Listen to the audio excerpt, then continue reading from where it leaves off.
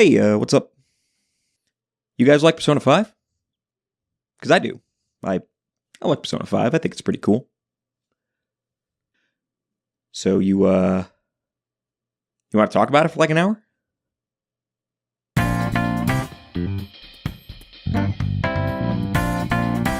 Alright, first, my credentials, because I love Persona 5. I did 4 playthroughs, every request, filled up the compendium, beat the Reaper, beat the secret bosses, and maxed out the confidants. Between Vanilla and Royal, total playtime clocks in at around 400 hours. P5 is a fantastic game. The character writing's top-notch, the combat flows smooth as hell, and the game's got fucking style, man. But, as I have been through this story a couple times, I got some things I want to talk about. Pretty sure it's all gonna be stuff other people have probably said, but I wouldn't know. I've done no research on this. I'm not really here to convince anyone, this is mostly just for me. Now, naturally, spoiling Persona 5 is a given here. It's a video about Persona 5. But I'm also going to be touching on some stuff from Personas 3 and 4 as well. So yeah, spoiler warning for Persona 3 and 4. Not much, but a little. Much more importantly, content warning. Persona 5's narrative includes scenes of attempted suicide, implied sexual assault, and physical and emotional abuse. And I do talk about those sections. My language is pretty blunt. If you aren't in a headspace to handle it, pass on this video for now. Take care of yourself, aight? Oh yeah, given that this is a passion project, I'm gonna get passionate. That is to say loud. I'm gonna get loud. It comes from a place of love. So before I talk myself out of this, let's get a thesis statement out. Persona 5 is a master of strong starts, setups, and openers, but it has some pretty consistent trouble sticking landings. Please direct your attention to the ordinal line graph. This here is a holistic representation of how I was feeling as I went through the game. The first half is incredible. At most, there are a few hiccups. But there's a point where it takes a pretty serious dip that it never quite recovers from. The resolution is still solid, but it doesn't quite measure up to where we started, you know? And this trend shows up in a bunch of different places, from how it handles the antagonists, to the character arcs for your party, to the mechanic of the change of heart itself. Point 1. Kamashida is the most compelling palace ruler, and each one after him feels more detached and less impactful. There are a lot of factors that make Kamashida hit like no other palace ruler in the game. But it all comes down to the fact that you see him and the consequences of his abuse more than any other palace ruler. And the stuff he does is all on the most personal level.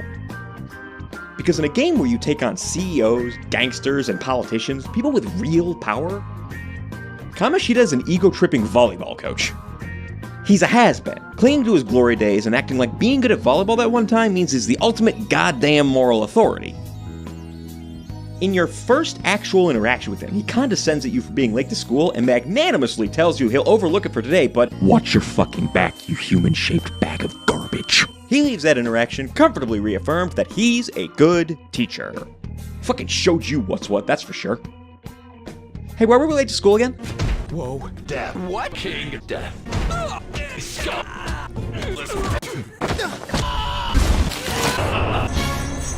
Right! Now, in the literal narrative sense, he did not do that. That was his shadow. A separate person, no matter how much the game wants us to treat them interchangeably, and we're going to talk about that later. But taken thematically, he also just ignores any reality where he's wrong. Speaking of Kamashida's breaks from reality, hey Ryuji, how's it going? Wait, what's that, Sugi? You say Ryuji is a hair-trigger violent punk who tried to assault you? And he's gonna go nowhere in life? But Sugi, my close personal bestie, isn't there some context you're omitting here? Like how you muscled your way into the athletics program and got the track coach fired? Or how you wanted a volleyball team so you worked the track team into the dirt so you could disband them? Or how when that didn't work, you started trying to actively pick fights with them? Or how you, a man probably in his late 30s, insulted a teenager's mom to make him mad, then broke his leg and just ended the track team anyway? Remember that, man? That was fucked up. Why are we friends again? None of this matters to him. For being a volleyball guy, Kamashida could have easily placed in mental gymnastics. He's probably got a routine for everything I just brought up. He was the obvious choice for an athletics coach, volleyball's what he knows best, the track team wasn't dedicated enough, it's for the good of the school, all he did was show some tough love and Ryuji couldn't handle it so he escalated to violence and Kamashida just defended himself. You know what? You're right, man, I get it. It was a tough situation, you're doing your best, and the team is thriving. I'm sorry I doubted you. Let's grab a brewski and some ramen and ogle some potentially underage girls. This is why we're friends. And you're here because you have an assault conviction, you showed up halfway through the school day on your first day, and you're hanging out with Ryuji. All he needs for you is the dismount. And it ain't like the world around him doesn't support his bullshit. I assume the volleyball team does really well because it's the only thing he could possibly use to justify the number of arm slings and neck braces we see. The parents apparently don't make a fuss, none of the administration stands up to him, he's got a nice car and a hot teenager hanging off of him, and he's never once experienced consequences for any of his abuse. So it doesn't matter what awful shit he does. He's successful and suffers no consequences, so he must be allowed to. And he gets to walk around, confident, untouchable, a paragon of Shujin Academy. But you saw the ugly truth before you ever met the lie. And it tried to kill you. Deep down, this walking haircut sees his male students as prisoners that he gets to torture and abuse as he sees fit. His female students are also that, but also eye candy and, sex dolls. And it's all reflected in real life. Breaking Ryuji's leg, beating the shit out of Mishima, trying to coerce An into sex, and taking it out on Shiho when An says no. You gotta deal with this fucking monster, strutting around like he's not a fucking monster in your day-to-day life. The game shows him committing villainous acts both in and out of his palace, and you see in stark detail how he's ruined people's lives and does not care. And it gives you the bloodlusts, the homicidals. You want to see him crash and fucking burn! But none of the other palace rulers strike that same nerve. They each get more and more distant from your characters. You just see them less. You only interact with Madarame twice outside of the metaverse. Once for Kanashiro. Okumura practically doesn't exist before his palace. And Shido banks a lot on being the guy who got you arrested. Except, by the time it's relevant, it's just kind of a minor detail compared to everything else. A Phantom Thieves fun fact, if you will. Futaba and Sai are probably second and third place respectively, but when I said palace ruler, I think I meant villain. Sai's not really a villain, and I would barely call Futaba an antagonist. Which isn't to say that they're not compelling, it's just that the type of compelling is a whole different category. My point is, none of them ignite the same kind of "this one needs to die" sentiment that Kamashida did. And I lay that squarely at the feet of their shadows. But we'll talk more about that in a bit. I'm terrible at transitions. We're talking about the party. Point 2. Party members finish their primary arcs too soon, and the confidants do not help. Awakening to their personas acts as a culmination of the struggles each party member has had to face. It's a moment of triumph as they finally emancipate themselves and transcend the circumstances that society locked them into. Ryuji finds the resolve to change the world, An refuses to be a victim to Kamashida any longer, Yusuke takes a stand against the man who used him and killed his mother, Makoto realizes she doesn't owe the world shit, Futaba attains the miracle cure for depression, accepts that though her mother is gone, her love persists as strongly as ever, and Haru... We'll get to Haru. The palace afterward is our falling action, and officially joining the team is our resolution. What happens next? Well, not much. Like, it's by no means detrimental. I'd even argue that it's not that huge of a deal. Of the things I'm talking about in this video, I think this one is the smallest.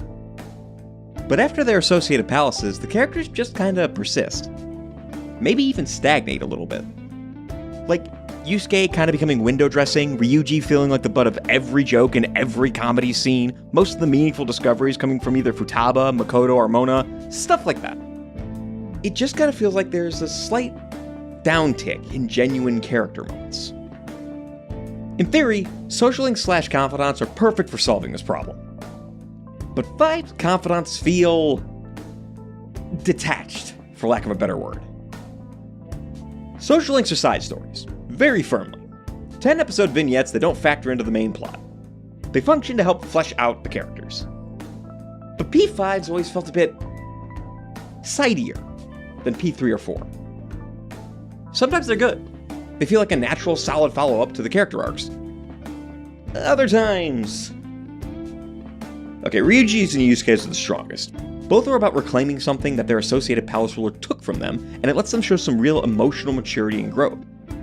Futaba's is also good, but it gets fucking derailed for rank 6 and 7, and you all know what I'm talking about.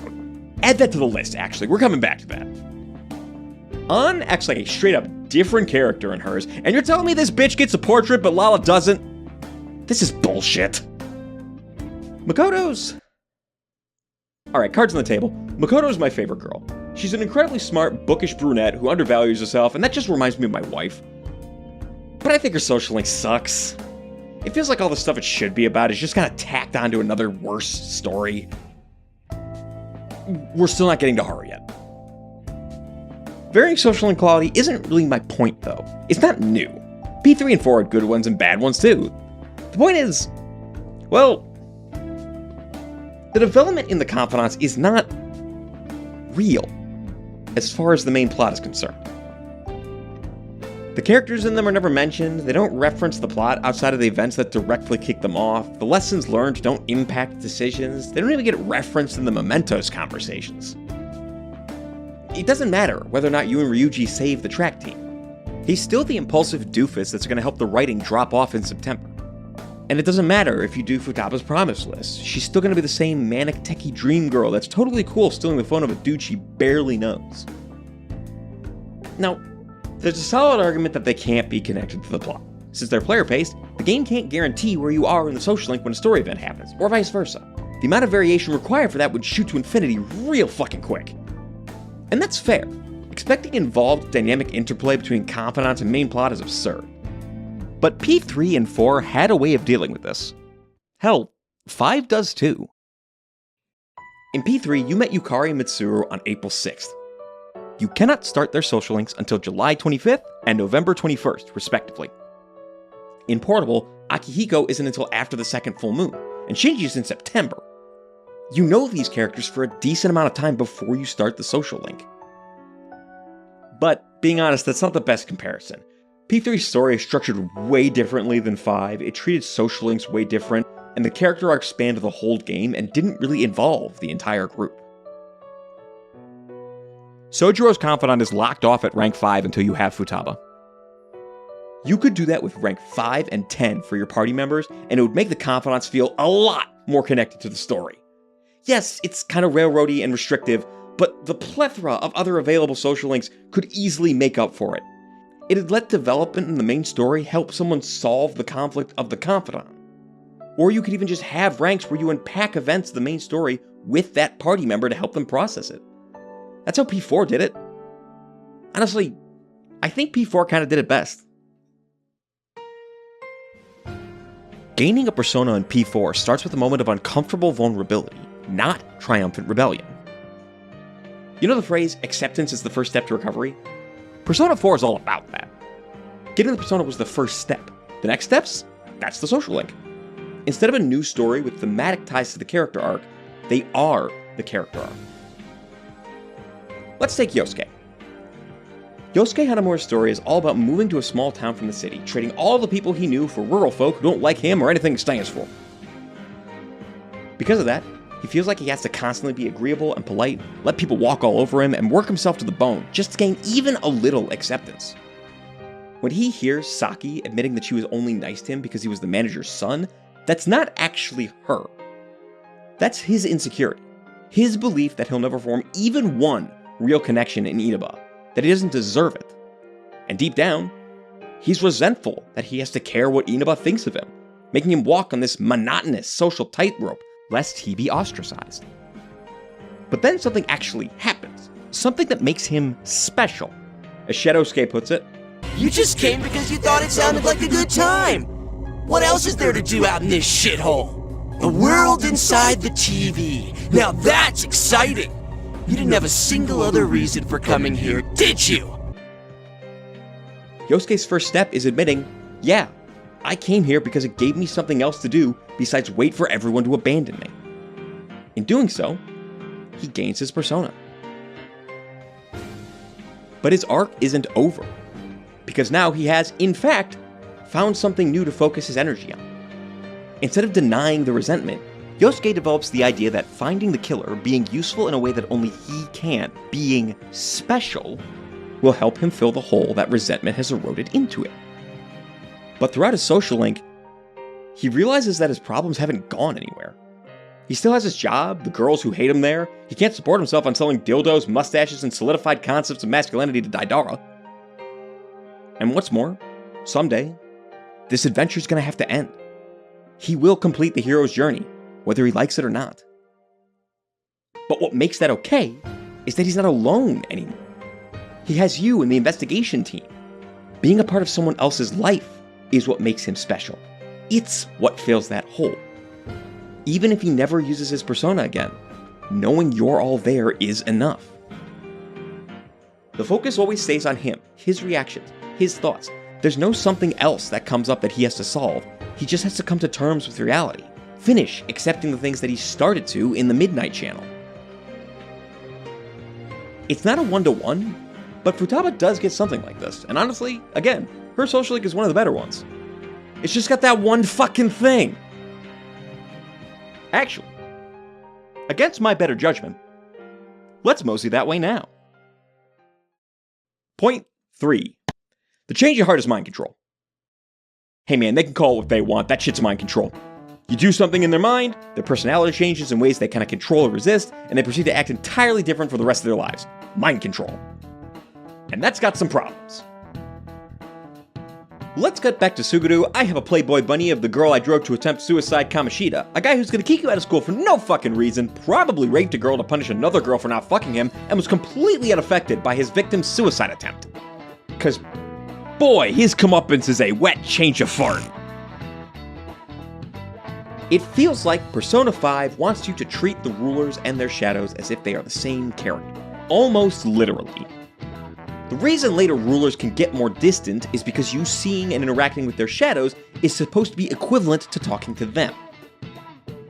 Only seeing Kaneshiro once is supposed to be offset by Purple Mustache Baby being ever present in the palace. It's really apparent with Okumura and Shido, who you interact with entirely or almost entirely through their shadows, and who are already acting like cartoon villains in the real world, so there's not really much for the shadow to exaggerate. The intended effect here is that kicking the shit out of the shadow is supposed to sate the bloodlust instilled in you by the person in the real world, where the more boring and off-screen consequence takes place. The problem here is that they're not. They're not the same character.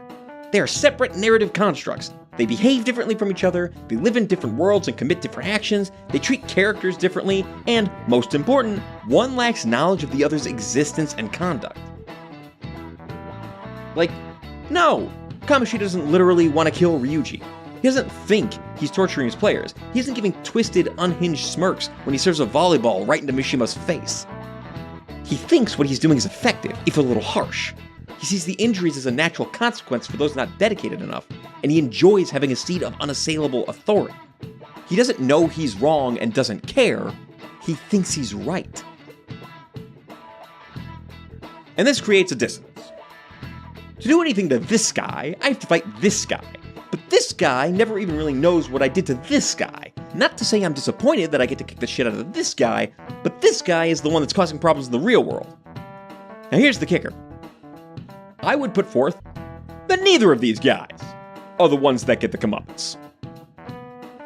This is a whole-ass different dude, and it's neither of the ones I wanted to see get shit on.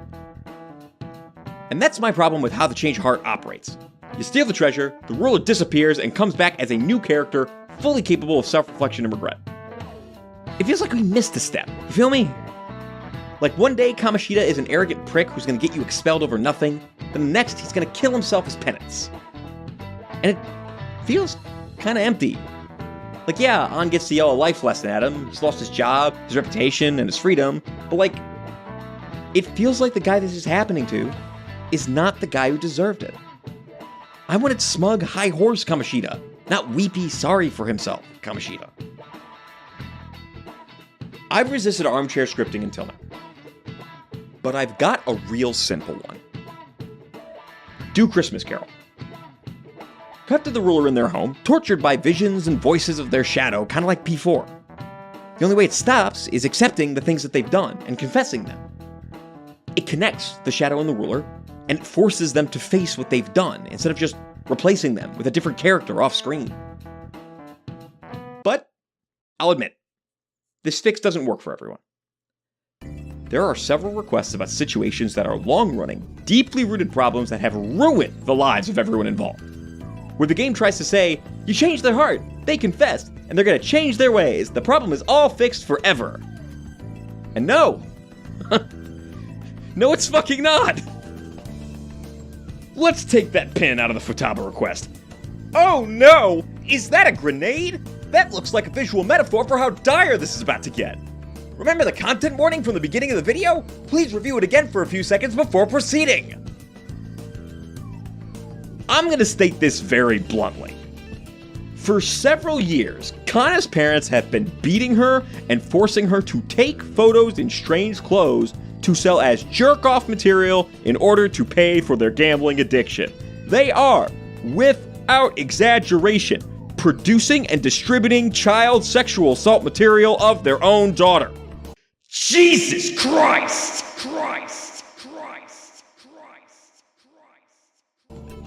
But you do the request, change their hearts, and all is well. No more gambling, no more child porn, and Futaba's pretty sure that Kana's gonna be alright now. That is not how that fucking works! Child Protective Services are name-dropped during Futaba's dungeon and her confidant. They never come up here, not even a suggestion. In the same way that you can't power friendship away Futaba's mental illness in a week, you can't replace CPS with fucking magic! Jail! Chihiya's cult boss, EY's Yakuza dude, the people blackmailing Kawakami, all of these things are significantly complicated issues that just go away. The only reason I can't call this Deus Ex Machina is that it technically doesn't come out of nowhere. It's already pre-established. So yeah, Change Your Heart, at its core, has some problems, and leads to some pretty flawed resolutions. Speaking of flawed resolutions. Point 4. Persona 5's narrative kind of falls apart near the end. And I do mean kinda here. It sticks it out, but no one can say it doesn't get bumpy. Let's go back to the graph. We started at 9.5. First dip is the limp payoff to Kamashida, followed by An being coerced into promising to pose nude like 2 weeks after the whole thing. Feels weird to me. It works back up to 9.5 as we introduce Makoto and the utmost care with which her story is executed. Then we go back down a bit because Kanashiro isn't that interesting. Then go back up to a 9 with everything involving Futaba. Then we hit September. And it begins. So how many people have noticed that I haven't talked about Mona yet? Point 4a. I don't know where else to put this rant about Mona, so it's going here. Hey man, Morgana's fine. I don't hate him. His saccharine crush on An is endearing, and his antagonism with Ryuji isn't terrible most of the time. But oh man, there was a point where I really just wanted him to go away. Ironically, it was the point where he went away. Also known as everything leading up to Okumura's palace. In my opinion, the writing for this section sucks. The entire scenario is predicated upon Morgana being righteously indignant at the party for reasons that A, are inaccurate, Sunglasses Smiley Face are incredibly selfish, and Cyclops Smiley Face fucking change later. It's also predicated on the idea that Ryuji is the spokesperson for the whole group because his opinion is the only one that seems to matter to Morgana, and Ryuji's feeling like an asshole today. The inciting catalyst to this great schism is that Mona doesn't get to go to Hawaii. A fucking school trip that he missed out on, and suddenly he's all, no, it's nothing, and sad ellipses. We get back, meet up, and everyone's hesitating a little because A, the people seem a little gung-ho about who you're gonna target next, 2, the fan site has a fucking kill list on it, and 3, your fat Lex Luthor principal just stepped in front of a moving truck after a mental shutdown. So, maybe, let's back it off a bit. Let shit calm down, you know? Then Ryuji, completely out of nowhere, says, You're just gonna go against what people want? And apparently that's Morgana's tipping point. His self-righteous rant starts off with, Sheesh, some team you are. What's with all the hesitation? I can't stand this. as if everyone is a bunch of hapless idiots and not, very concerned with mob mentality hoisting the responsibility of changing society upon children. Also, having a rule of everyone must agree before we go after a target means disagreement was inevitable. You're lucky you got this far without one. Why are you surprised by this? Ryuji rightfully tells him to eat a dick, and Morgana's like, Being hyped up because of the popularity is fine, but getting conceited over it is unacceptable. like, fucker. The entire rest of the room is not conceited and, in fact, being very level-headed and cautious. Also, is it hesitation or conceit? They are directly contradicting here. Pick a fucking problem. Ryuji accuses him of also being in this for personal gain, and Morgana replies with basically, "Nuh-uh, I'm better though, also you're a cuck." Then, despite everyone else wanting him to stay, Morgana bitches out because, Looks like I don't belong here after all. "You have no reason to be acting like this, you little shit. You're just pissed because I keep putting you in the fairy suit and mementos." Cut to Mona on the street saying, Managed by myself before, and I can do it again now. cut to Sai and Akechi for about 2 minutes, who cares? Cut back to Mona. The first fucking thing he says is, I'm really messed up. "That's funny." His next 4D chess play is to recruit the first person he sees, a random girl without any experience or persona who is clearly in over her head. Great, awesome, genius, fucking inspired. And the game tries. It tries so hard, not even to make Mona the good guy, but to make him not entirely wrong. But he is. His justification for this conflict is nil. We come to the attempted apology scene where everyone is genuine except Ryuji. I mean, he actually is genuine. He legit doesn't get why they're apologizing, which is fair. From his perspective, he gave Mona back 1% of what he's gotten for months and his little heart shattered. But Mona takes this to mean everyone doesn't care because he's an immature child, and he calls us full of ourselves. You're so full of yourselves. What does that even fucking mean? Whatever. He says run, run, run as fast as you can. You can't catch me on the gingerbread car. Then Makoto hops on Johanna, Joker gets on behind and hugs her from behind like he's always dreamed, and they catch up to Mona easily and the problem is solved. Wait, no, this happens.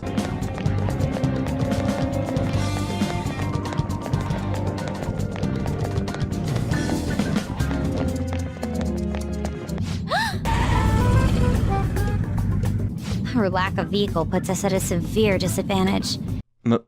Makoto, babe, your persona is... We should probably just head home for today. You know what? Never mind. I love you. What if you had a knot? Hey, man. Fuck you. That's all I gotta say to that. Eventually, Haru damsels the argument away, and Mona tries to walk you through how he's been feeling. And I come away unsatisfied. His first explanation is, "Oh, I was just trying to make the separation easier. I can't have you guys risking your lives for poor, useless me." And that's a lie. In-game, even Haru calls him out on it. The answer he sticks with is, I wanted a reason of my own. A reason to stay with the Phantom Thieves. and that's why he left. Literally because he couldn't think of a reason not to. Hey, can we replay the scene where he left again? Some team you are. What's with all the hesitation? You just back down the second someone disagrees with you. I guess all you've been talking about is using the Phantom Thieves' name to pick up girls anyway. Getting conceited over it is unacceptable. I'm going to show you who the useless one actually is. So we're not united, and we're hesitating. Then we're conceited. Sorry, not us. Ryuji, referencing a single conversation 2 weeks prior that Mona and Makoto effectively shut down. Then he's mad because we called him useless, a thing that is not supported even by his own flashback. It feels like they needed Mona to leave, but didn't know how. I think the intent is that Mona's actual motivations are a mix of questioning whether or not he's really human and feeling left out of a very human experience of having something to fight for. The only thing he really had to feel like he was getting anywhere are the palaces, something he becomes less and less integral to with each new member. When you come back from Hawaii, he's had several days to contemplate this, and all he really wants is to get back out there and feel like he has a purpose. When the group hesitates, he lashes out at the people who, in that moment, are taking away his coping mechanism, the palaces. And that's pretty compelling, actually. But the game doesn't really frame it that way. So him getting all pissy feels contrived, and having Ryuji, the guy that Mona's been insulting all game, be the one that pushes back, it makes it come off more like Mona can't take what he dishes out. And the cherry on top, the game acts like the reason you went after Okumura is because we were careless and got baited into it. But like, the party was about to hold off before Mona's bullshit dragged them into it. And then they found out about Haru, and the goal became helping her. It feels like two different scripts got stapled together or something, man. This entire section cuts right through my defenses. It's unfocused, it's inconsistent, the characters act out of character, it sucks. Okay, got that out. Back to point 4. From this point on, we are in the back half of the game. And despite some great moments, the game never totally recovers. After Okumura, we actually do get a serious upswing. While I've got some issues with Sai's Palace, the execution of the heist and the way the story handles Akechi at that stage is great. I love it when characters are smarter than you thought they were. It's fucking awesome. I wish Kingdom Hearts did this, ever. But then we get to Shido's Palace. A character who I don't care about, but is supposed to be the mastermind behind it all. The guy that your characters blame for everything that Akechi totally did, though. Shido has consisted of brief cameos, a flashback shown way too late to matter, and vague phone conversations with that one SIU guy who you never meet who dies. Remember him? He was Sai's boss. Yeah, now you remember him, right? What a function of a character. What a mechanism of a guy. Love him or hate him, he progressed the plot. Hey, remember that scene where Shido and Akechi all but sit the player down with a PowerPoint and go over their entire backstory and plan? Come on, man. Hey, let's talk about my least favorite scene in the game. The confrontation with Akechi in Shido's palace. By this point, the gold-hearted if conniving detective hero is gone, replaced by a cold, gleeful, maniacal monster. He's been causing the mental shutdowns and psychotic breakdowns. He's a mass murderer, through and through, and he is having the time of his life. And he shows it too, as he begins to scream and cackle, laughing about all the people he's killed, notably Futaba's mom and Haru's dad. And yet, for some fucking reason, the story decides that your characters are going to try and use the power of friendship to convince him to come back to the good side. Basically, their arguments sum up to this. Basically, it doesn't matter where you start over. He killed your mom, Futaba. He killed your mom and sent you spiraling into a depression that lasted 2 full years. Akechi-kun. Haru, don't feel sorry for him. I sympathize with you. Oh, for fuck's sake. Ironically, my boy Goro is the only one here making sense. Are you all idiots? And then the game tries to play off his comeuppance as heroic sacrifice, despite the fact that it's not. He just knows that you can still fuck Shido up, and that's literally all he cares about. He's still very, very evil. If this situation were reversed, this conversation would never have happened. You'd be dead, and I'd be laughing. Oh, it hurts to laugh. Mona still thinks he's cool, though. Huh. Maybe I do hate Mona. I don't have a transition for this one either. 4B, hey, what the fuck was up with the depths of Mementos? Because the game really wants to introduce a gray area to what you've been doing, but also really doesn't want you to think about it too hard, because if you do, it falls the fuck apart. Okay, I'm getting ahead of myself. Let's start from the top. Every story development in the depths of Mementos makes less and less sense. From the nature of the change of heart, to what the Holy Grail is, to its motivation, we are dealing with narrative Swiss cheese. Because, you know, holes. There is a point in the depths where you come to a big-ass jail that's got a bunch of people in it. The game tells us that these people want to be imprisoned, because then they don't have to think for themselves. And hey, look at that! Palace rules are here. Wait, what? Why? Well, my main man Masayoshi Shido here has us covered. Take it away, buddy. It's supposedly called the prison of regression. This is the freedom to not make decisions. A release from having to think for yourself. However, there are some fools who cannot stay put in this place. In other words, they are escaped convicts.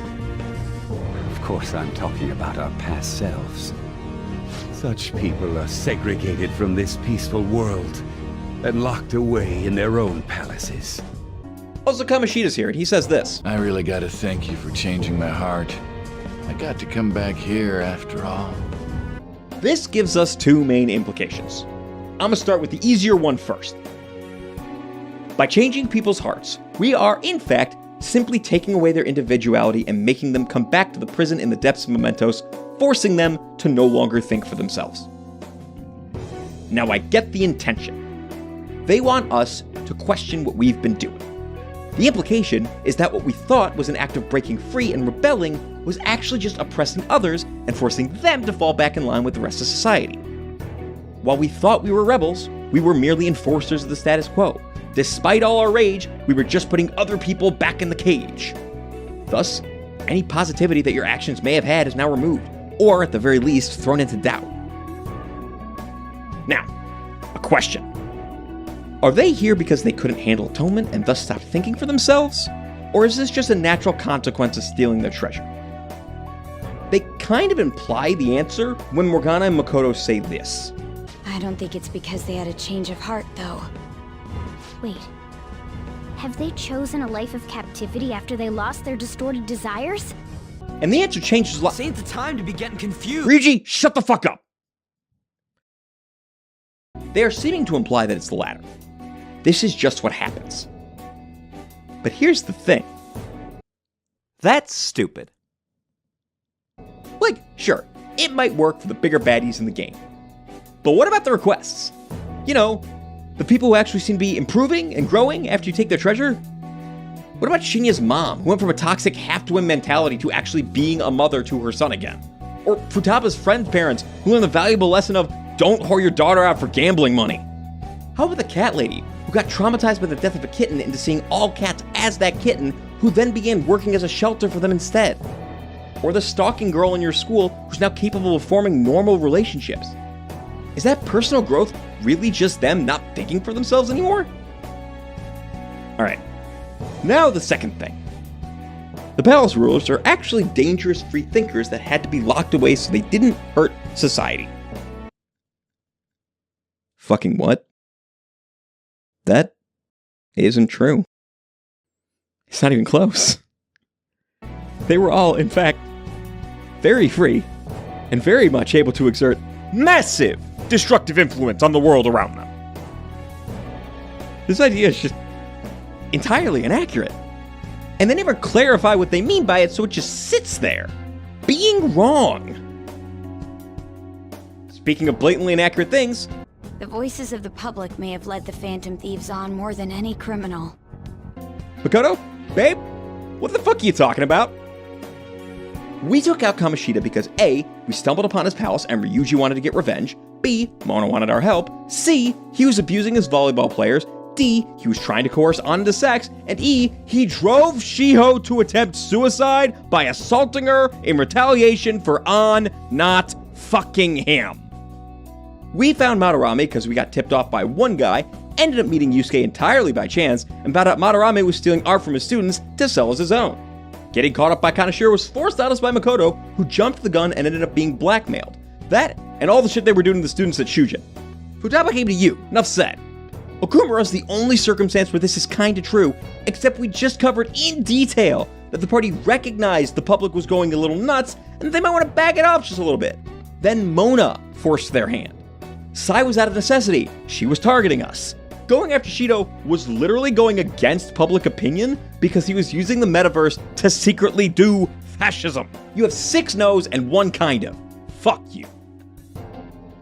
Okay, so none of this matters if Mementos isn't naturally occurring, but that is a labyrinthine question of chicken or the egg about the Grail and if it created Mementos, or if Mementos already existed and people created the Grail, and if it's actually acting out their wishes, or whether it's controlling them, or even manipulating them into thinking they want this specific thing, and stop! Told myself I wasn't going to do this, so stop.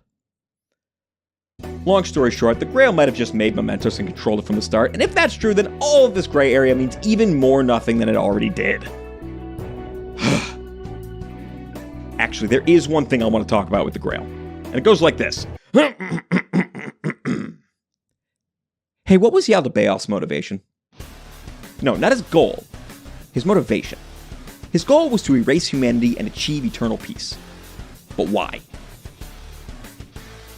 He starts off by saying that humanity made its bed, so now they gotta lie in it. Then it moves to humanity already has distortions that it wanted, he's just the middleman that gets it done. Then he says that it doesn't matter if the world gets destroyed and that it's all sworn to me. But then like 2 lines later, he said he hoped that seeing the Phantom Thieves would spur mankind to change their own indolent hearts. And then he wants to find eternal peace by making people stop thinking, which is then confusing as to why he gave you the chance to stop him in the first place. Like, are you starting to get what I mean? Near the end of the game, the narrative starts contradicting itself. Even in my first playthrough, this was bothering me. I don't know how the writing process works in the game industry, but it feels like they had a really solid first 60 to 70% of the game's story ready to go, but had to rush it at the end. And while the hype was still there, it was weighed down when the writing took a turn for the worse.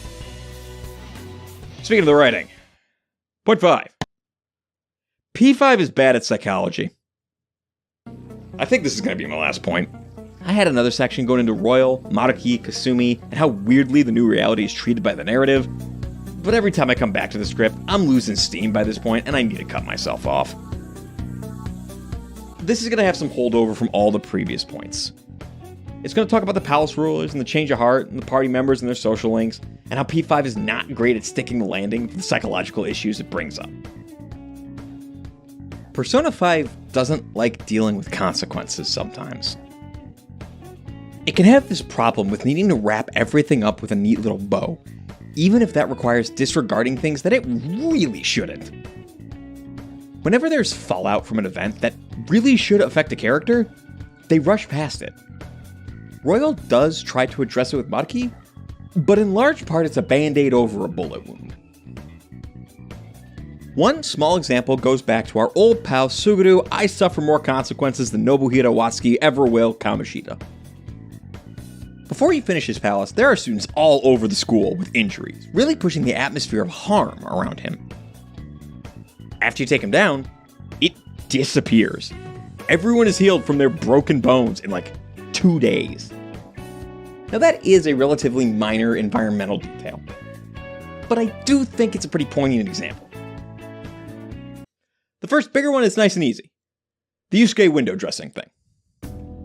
After Madarame's palace, the majority of his unique contributions could be summed up with deadpan, straight-faced jokes that are legitimately amazing, dialogue that any of the characters could have said, and saying, yeah, that's right, in the every party member gets to say something moments. There are hints here and there that he's still clinging to Madarame as a surrogate father, but the game never really goes anywhere with this. It's not interested in exploring that, which sucks, because that's not the kind of thing that just goes away.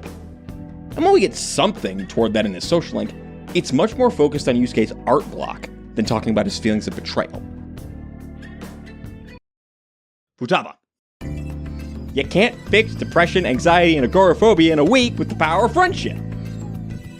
I'm not going to get much into this one because maybe someone with the same issue sees a lot in that aspect that I don't.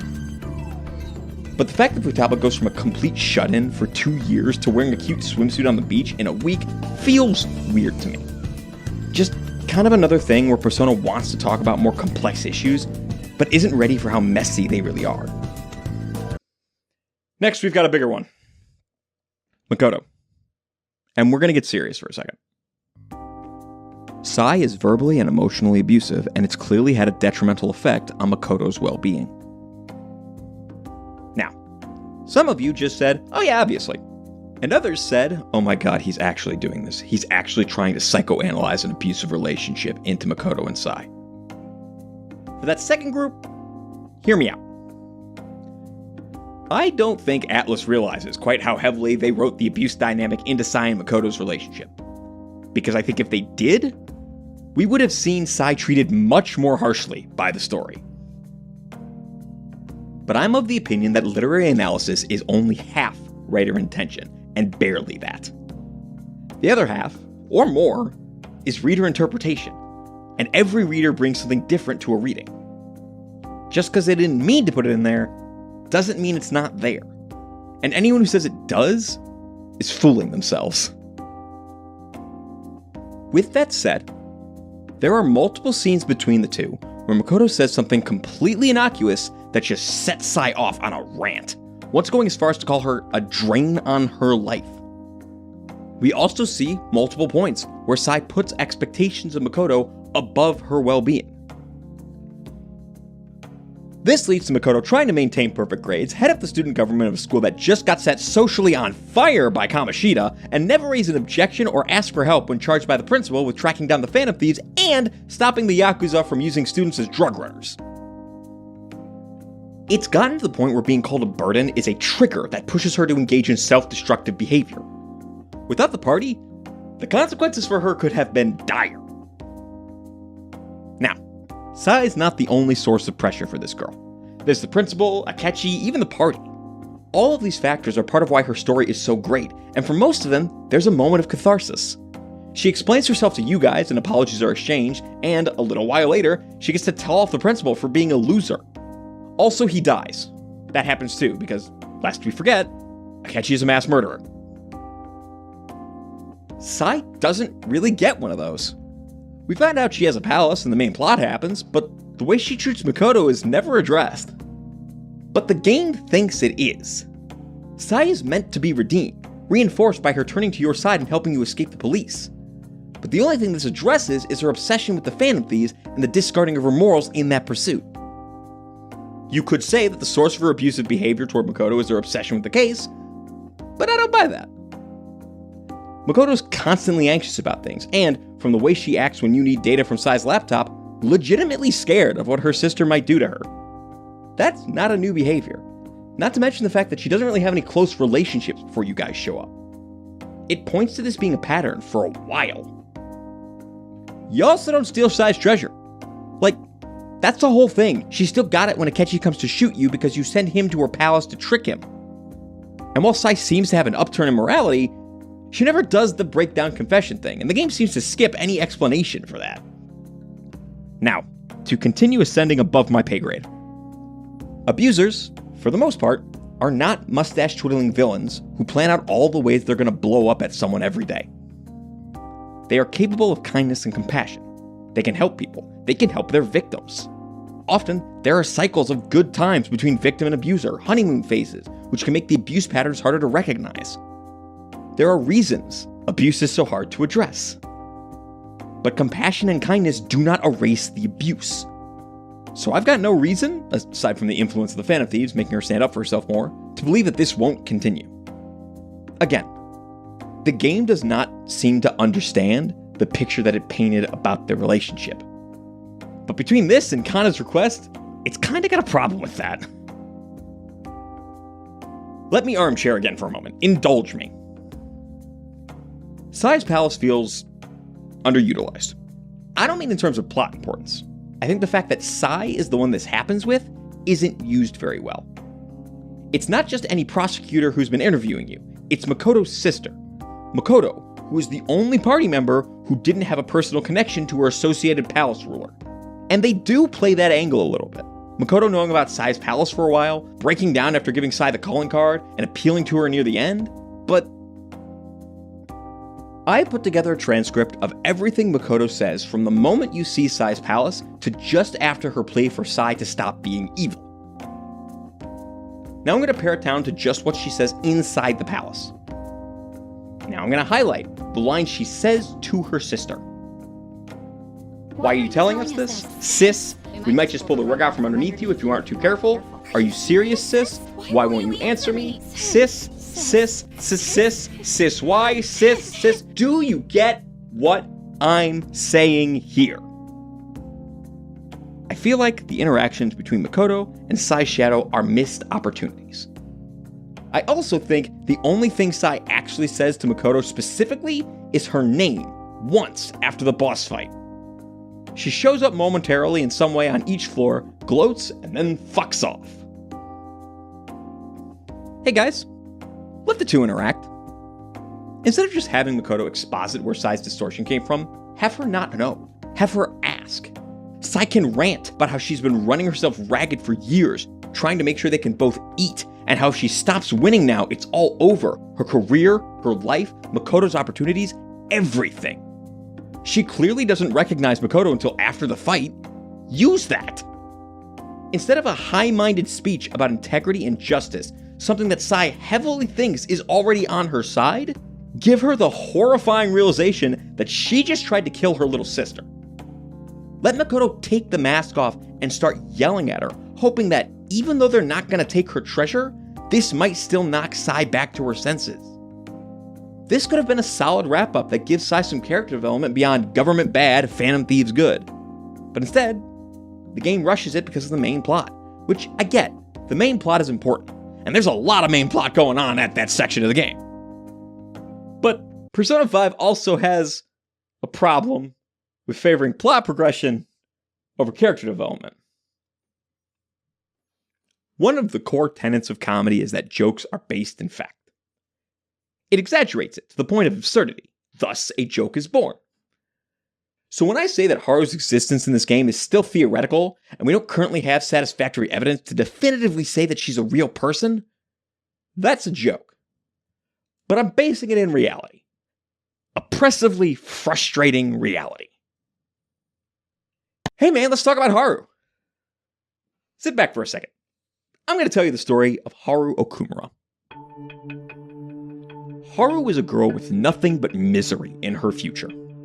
She hasn't had a mother for years, and her father, once a kind soul, has become twisted into a greed-filled shadow of his former self, viewing her as nothing more than a bargaining chip, and constantly speaking of his workers and customers like they're robots. With no regard for her desires, she's been engaged to a verbally abusive, narcissistic corporate fuckwad. She will never be allowed to be more than a trophy wife, behaving quietly with no free thought whatsoever. Then the cat comes in. Like a fucked up version of Alice in Wonderland, but not as fucked up as American McGee's, she follows the cat into a strange other world, a manifestation of her father's greed, filled with mindless automatons, his employees. It's a fucked up thing to see, that's for sure. But it's not all bad. She also learns that if they can find and steal a treasure hidden deep within this futuristic fortress, she might be able to get her dad back. So she joins up with the rest of the cast and awakens to her power fully, manifesting her persona in all its glamour. Through battle after battle, she and her new friends make their way to her father's shadow. After one last fight where she literally goes up against herself, they steal his treasure and make their escape. Later, Haru rents out the equivalent of Disneyland for a grand celebration for both her newfound friends and the repentance of her father. They turn on the broadcast to watch his tearful confession live. And instead, they see his death in a spectacle of spasms, paling skin, and bleeding eyes. Haru's new friends have no answers, only frantic claims that this has never happened before, that he shouldn't have died. But how does she know? She's only been to one palace. How does she know that the Phantom Thieves are actually the ones who change people's hearts? Or that these are even the real Phantom Thieves? How does she know that they didn't do something different this time? Haru has no way of knowing if they're telling the truth. It's made all the worse when she finds out that their principal, who recently died from a mental shutdown, had a calling card. It's starting to look a lot like she was tricked into killing her father. After all the struggle, all the fighting, she ended up right back where she started, stuck to the whims of corporate assholes. Except now her dad's dead. This setup is amazing. There is so much groundwork laid for Haru to have some kind of breakdown. She could become paranoid, enraged, depressed, an antagonist even. Any number of reactions that could make for a truly inspiring rise from the ashes. And what do they fucking give her? From the moment she gets properly introduced, the main plot is constantly interfering with her, trying to move the game forward before she gets to have a single fucking moment. She shows up during Mona's rebellious teenage week, and thus her reveals of Phantom Thief and Persona are nerfed. Whereas everyone else gets these big emotional moments that were built up for hours of gameplay as we got to know them, Haru stumbles upon it all while otherwise being pretty helpless. We don't get to see her react to discovering her father's delusions or learn about her ability to fix them. Two incredibly important moments that would have given her character some much needed filling out. We already talked about how we barely see her father at all and how he acts literally no different from a shadow, making it way harder to believe he was ever normal. We never even get to see any comeuppance for her secondary antagonist, her bitch-ass fiancé, and her actual persona reveal gives us nothing because we barely know the character at this point. Mona knows her, but they never capitalize on those two possibly being closer because of it. You want to really talk about how Atlas doesn't really do psychological fallout? Haru's dad dies horrifically on October 11th. From here, Haru is thrown into turmoil between the company board pulling her every which way, dealing with the police, and contemplating the fact that she may have killed her father. Made worse by the fact that, the very next day, she learns about your Lex Luthor principal's calling card, making it really look like the Phantom Thieves are super evil. One can only guess what she must be feeling right now. Her chance at happiness ripped away from her, possibly by her own hands, and the people that she thought cared about her might have just been using her. The amount of confusion, guilt, and terror she must be dealing with is staggering. Or not. On the morning of October 13th, she contacts you. You ask her if she's alright, and she says yes. Sweetheart, your dad died less than 48 hours ago. You haven't buried him yet. No, you fucking aren't. But when the group meets up later that day, Makoto says that it Must be rough. and Haru's reply is, I'm okay now. keep in mind, still less than 48 hours out. She understandably brings up the principal and asks if you guys did it. She never gets a straight answer. In fact, It's got to be Shujin's. that's the last line she gets in the scene. She is immediately brushed aside in favor of, oh shit guys, we got set up, and then, oh shit guys, midterms. Now, one could argue that she's lying about being okay. Problem is, the game never hints to that, and moving forward, it will keep insisting that she's totally fine. October 16th. She says that she's rejoining the team when exams are over, and that she's coming back to school the following day. We also finally do get a follow-up to her worries that we were evil. The follow-up is how sorry she is and that she was horrible for even suspecting that we might have been up to no good. You know, despite us never actually giving her any proof or even a straight answer about any of it. Then, fuck it, school festival. And, potentially, admittedly, we have that scene. A scene that I am flabbergasted they didn't think better of. This dude on stage thinks it's a good idea to call the girl whose dad just died up in front of a bunch of people to start asking personal questions. They know who it is. They acknowledge that she is still grieving and apologize. But then the game once again makes Haru downplay her own troubles. Apparently, MC Jackass decides everything's fair game because he literally asks her about the Phantom Thieves and if she thinks they're students here. Literally saying the line, I mean, they are, your father's killers. Because apparently a teacher doesn't immediately step in and put a stop to that, right? Kawakami, you fucking suck! Throughout these weeks, there are several interactions with Haru where she undermines her own worries as if they were selfish, leading up to the main event on October 27th, where we learn that she, apparently, One-sidedly decided that my father was a criminal. and none of this would have happened. If I had only been able to cope with it more calmly. Those are fucking quotes! At no point in the story is Haru allowed to actually process anything. The game pushes right by without so much as a glance. Our last hope was the confrontation with Akechi, where she gives the lukewarm, I can't forgive you, but really it's society to blame and personal responsibility doesn't exist line. After Akechi's comeuppance, you get Haru saying she has mixed feelings, and that's it. Basically, totally gone for the rest of the story. I know they do some stuff in Royal with the third semester, but it doesn't feel like much when it amounts to one entry in a Did you notice this in Persona 5 Royal? video. Haru is the reason this video got started. Depths and Mementos made it longer with an actual theme, but Haru got it started. Point 6. The wrap-up.